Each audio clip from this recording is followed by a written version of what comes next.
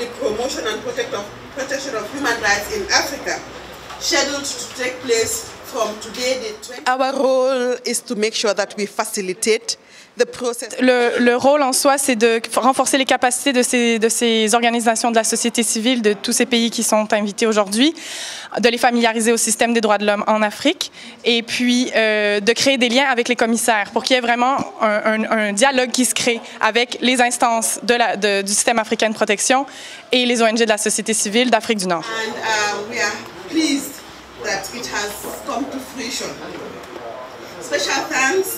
Cet atelier est d'une importance capitale, qui c'est la formation des formateurs de droits de l'homme, comme a fait le rapport alternatif qu'on transmet à la Commission des droits de l'homme de l'Union africaine. Cet atelier est organisé par le Centre de la démocratie et des droits de l'homme de l'Afrique en collaboration avec la Commission nationale des droits de l'homme marocaine. Donc c'est un atelier d'échange entre les différents acteurs, les défenseurs des droits de l'homme, pour essayer d'avoir une vision assez claire pour l'Afrique du Nord sur les thématiques concernant le droit de l'homme, son évolution et son impact sur la population. Je crois que la CNDH est l'acteur fondamental de cette formation parce que cette formation est abritée par la Commission nationale des droits de l'homme marocain dans son centre de formation professionnelle. Donc c'est assez important, c'est une chose à saluer. Je pense que nous pouvons, grâce à notre travail et notre partenariat avec c'est une formation qui concerne les ONG de cette région de l'Afrique du Nord. Il y a d'autres formations qui viendront, évidemment, qui concerneront les autres régions de l'Afrique ou toute l'Afrique, notamment en octobre prochain. On aura une formation qui concerne tout le continent africain.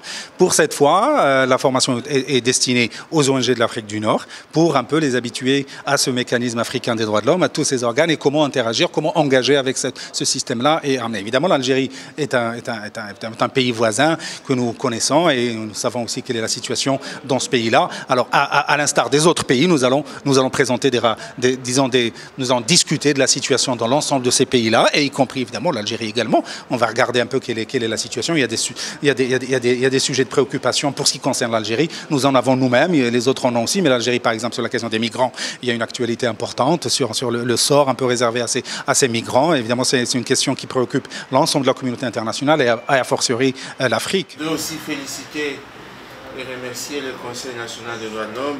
C'est une grande occasion parce que le Maroc est de retour, comme vous le savez, au sein de l'Union africaine. Elle a réintégré la grande famille de l'Union africaine.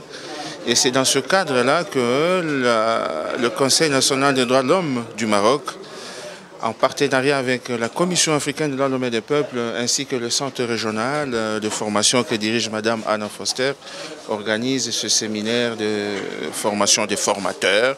Et pour moi, c'est une très grande joie parce que je vois ici dans la salle, c'est plein des INDH, c'est plein des organisations non gouvernementales. En tant que rapporteur spécial en charge des défenseurs des droits de l'homme, c'était pour moi une occasion vraiment à ne pas manquer. J'ai fait d'une pierre deux coups, c'est-à-dire ouvrir la formation et puis parler aussi aux défenseurs des droits de l'homme.